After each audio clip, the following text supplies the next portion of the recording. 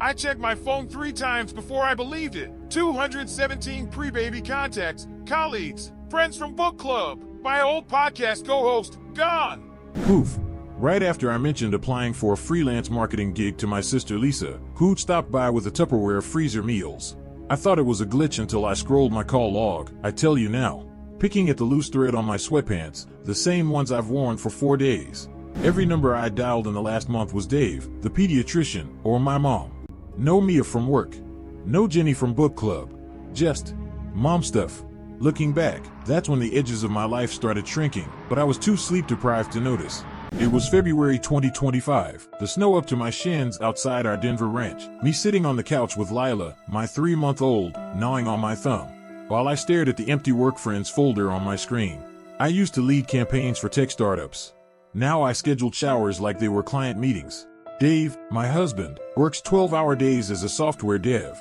He's good, he changes diapers, makes coffee, tells me I'm crushing it when I manage to fold laundry. But when I mentioned a former client reaching out about a remote project, he said, "Let's focus on Lila first, okay?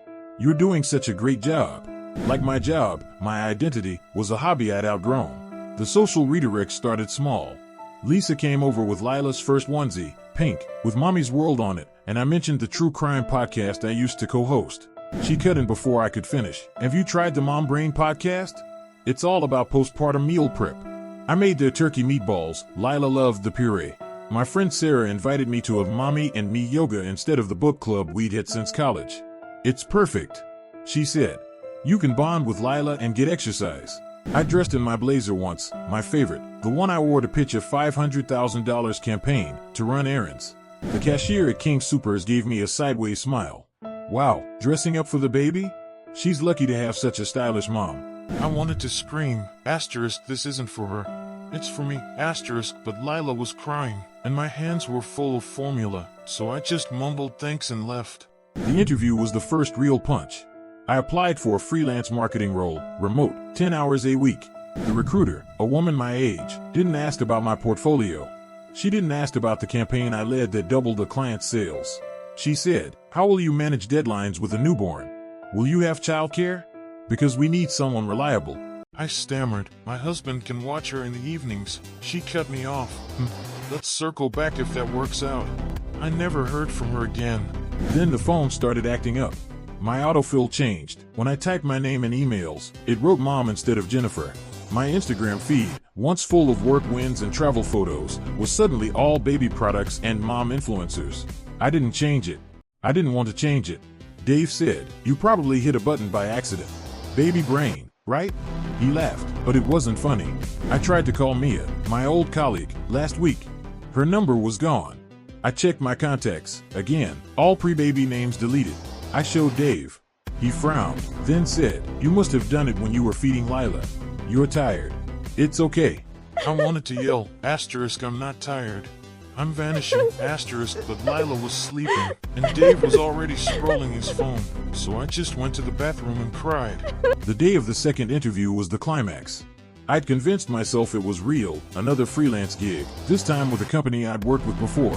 I got up at 5 a.m., took a shower, first one in 3 days, put on my blazer, packed Lila's bag with bottles and toys.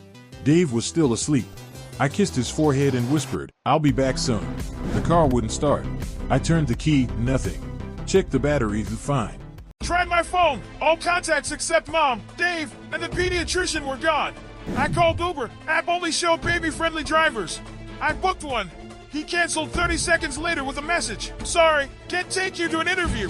Baby needs you." I tried to use my credit card at Starbucks. Declined. The cashier squinted at the screen. It says invalid for non-baby purchases. I felt my hand start shaking. "What? That's impossible," she shrugged. "Maybe call your bank." I called Dave. He sounded panicked. "I'm on my way. Just stay there." When he arrived, my mom and Lisa were with him. Mom took Lila from my arms. "We're worried about you, Jenny," she said. Her voice was soft, but her hands were tight on Lila's blanket. "You're not acting like yourself. Dave told us about the interview. You need to focus on your daughter." Lisa held up a stack of papers. "We talked to Dr. Henderson. He says postpartum depression can make you act irrational. These are commitment papers, just for a few days, to get you help." I screamed. I don't remember what I said. Something about being more than a mom. About my job. About my blazer. Dave grabbed my shoulders. Jen, please. We're doing this for you. For Lila. My mom whispered in my ear, "Don't worry. We'll find you a nice mother support group. You'll feel better once you're around other moms." They took me home. They made me tea. They talked about self-care and bonding and baby steps. I sat on the couch and watched Lila gurgle in my mom's lap. I touched my blazer, hanging in the closet. It smelled like dry cleaners. Like before. It's been a week. I don't talk about work anymore. I don't mention the podcast or the book club or the blazer. Dave says I'm calmer. My mom says I'm adjusting. Lisa brings over more meatballs. But I keep my old notebook under my pillow, the one I used to write campaign ideas in. It's full of scribbles, social media strategy for eco-brands, blog post about work-life balance, pitch for a mom-focused campaign, but not the way everyone else does it. I haven't written in it yet. I'm scared they'll take it from me. Last night, Lila fell asleep in my arms. I traced the lines of her face, her dad's nose, my eyes, and thought, asterisk, she deserves a mom who's happy. But I deserve to be happy too, asterisk. I picked up the notebook. I wrote one line. My name is Jennifer. I'm a mom. But I'm also a marketer. A friend. A person. I hid it under the mattress. This morning, my phone autofilled Jennifer when I typed my name. For the first time in a month. Maybe it's a glitch. Maybe it's hope. Either way, I'm holding on to it. Because if I lose that, if I lose me, then what's left? Just a mom. And I'm more than that. I think. I hope. Tonight, I'm going to write in the notebook again.